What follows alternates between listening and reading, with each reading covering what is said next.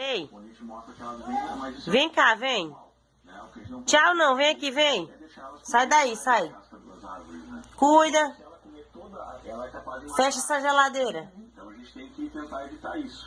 E a gente vai fazer isso através de um balanceamento nutricional correto, através do sal Vai mineral. fechar a geladeira, vai. O mineral é composto de sal comum e outros elementos, como cálcio, sódio, cobalto, fósforo. Não saber o quanto eles precisam comer. Existem formulações de sal mineral para ovinos, que são mais adequados principalmente para animais que são alimentados. Eita!